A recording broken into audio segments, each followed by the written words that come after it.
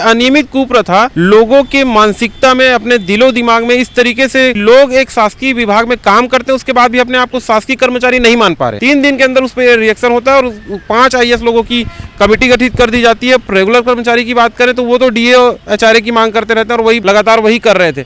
Committee गठन करने की मांग अनियमित कर्मचारी महासंघ हमेशा उठा रहा था। हमारा भी नियमितीकरण या संविलियन कर दिया जाता है तो निश्चित तौर पे एक ये कुप्रथा का अंत हो जाएगा।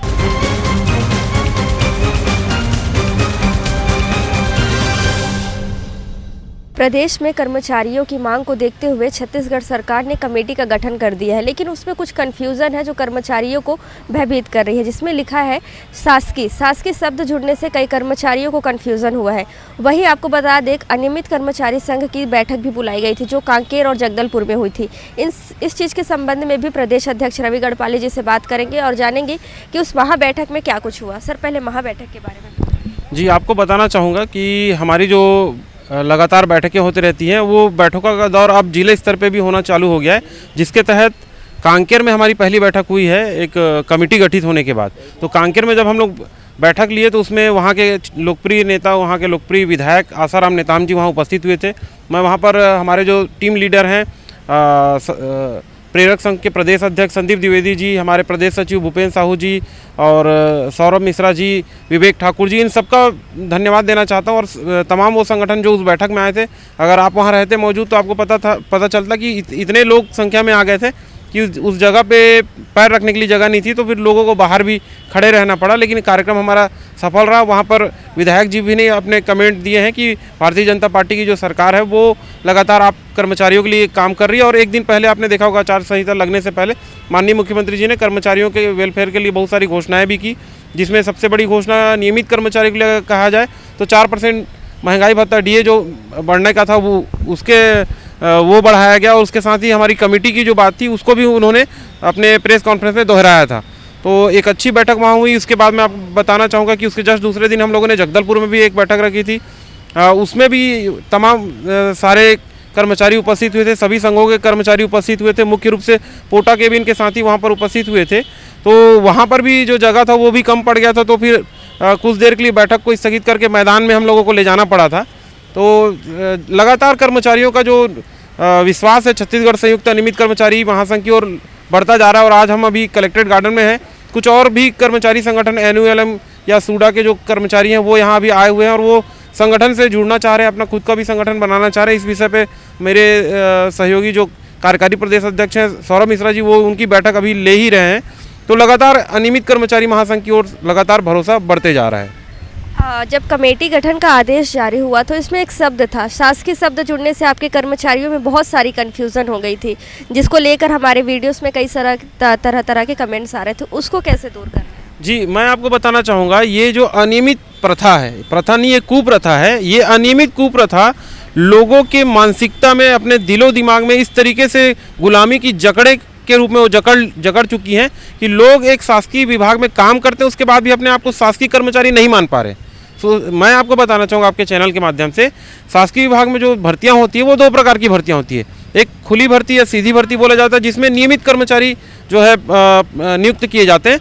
दूसरी भर्ती होती है और अनियमित कर्मचारी की नियुक्ति होती है। और ये अनियमित भर्तियाँ जो होती है, अनियमित कर्मचारी की जो भर्तियाँ होती हैं वो संविदा होते हैं, दैनिक वेतनभोगी, मानदेय, प्लेसमेंट, ठेका, अंशकालीन, स्कूल सफाई कर्मचारी, इस तरीके के जो लोग होते हैं, इस अलग अलग तरीके से ये अनियमित भर्तियां होती हैं। अनियमित कर्मचारी, ये सारे कैटेगरी को अगर मिलाया जाए तो ये सारे लोग जो है अनियमित कर्मचारी कहलाएंगे, जिसमें ठेका प्लेसमेंट वाले भी आते हैं, आउटसोर्सिंग वाले भी आएंगे।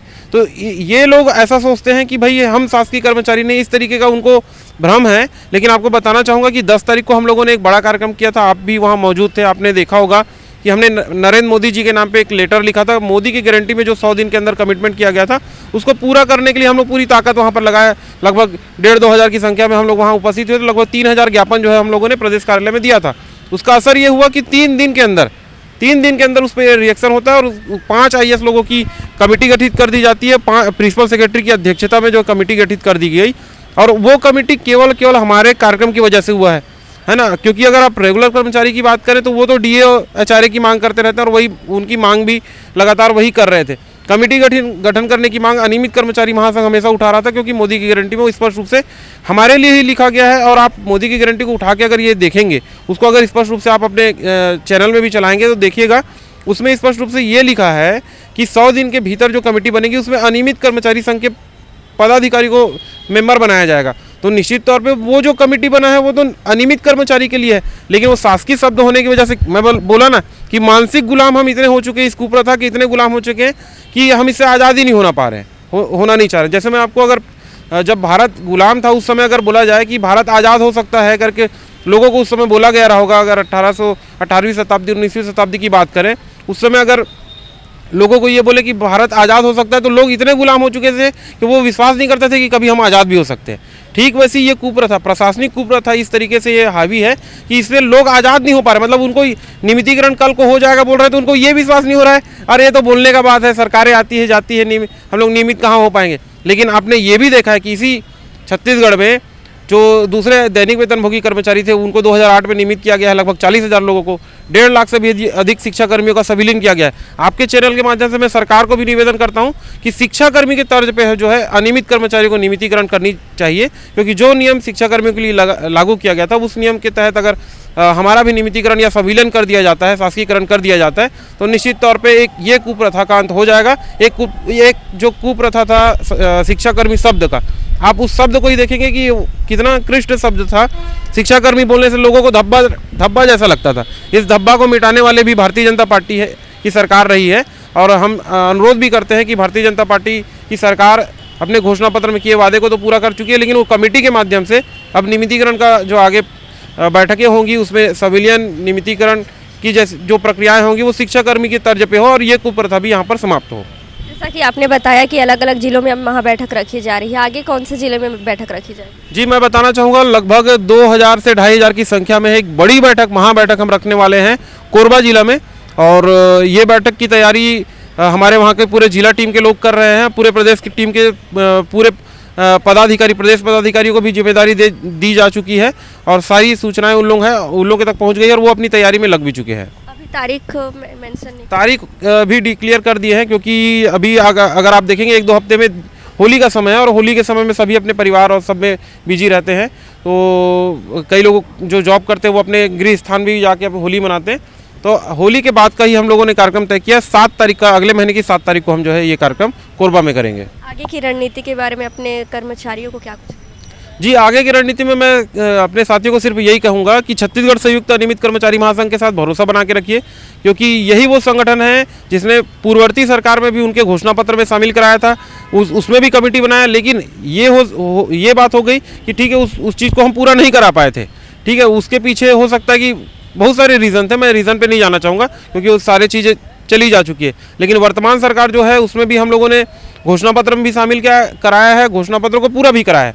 अब रही बात जो उस कमेटी के माध्यम से हमारे नियमितीकरण की बात है, या अंशकालीन स्कूल सफाई कर्मचारी या मानदेय जो जिनको कम मिलता है उनके मानदेय बढ़ाने की बात है, या छोटी छोटी समस्याएं मेडिकल लीव या फिर ईपीएफ की जो समस्याएं हैं, या 4000 रुपये जो श्रम सम्मान निधि नहीं मिल रहा है कई विभागों में, तो उसको लेकर भी हम लोग लगातार कमेटी पे अपनी बात रखेंगे और कमेटी के माध्यम से उसको पूरा भी कराएंगे।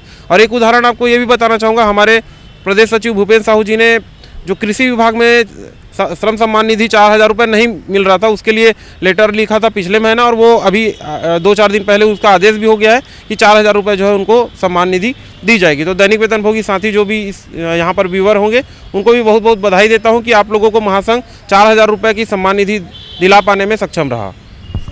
तो ये हमारे साथ थे रवि गढ़पाले जी, जिन्होंने बताया कि अभी कुछ दिन पहले ही कुछ दिन बाद कोरबा में एक महाबैठक रखी जाएगी। इससे पहले कांकेर और जगदलपुर में महाबैठक रखी गई है जिसमें सभी कर्मचारी मौजूद थे। जगह इतने कर्मचारी थे कि जगह भी कम पड़ गई थी। आपको बता दें कि आने वाले दिनों में कोरबा में महाबैठक रखी जाएगी। और वहीं जो कन्फ्यूज़न थी कमेटी गठन के बाद जो आदेश जारी हुआ था जिसमें शासकीय शब्द का इस्तेमाल किया गया था, जिससे कर्मचारियों को कई तरह की कन्फ्यूज़न हो रही थी, आज सभी कन्फ्यूज़न को रवि गढ़पाले जी ने ख़त्म किया है। तब तक के लिए बने रहे एडिटर जी न्यूज़ के साथ। कैमरा पर्सन नजर के साथ मैं शारदा काछी, रायपुर।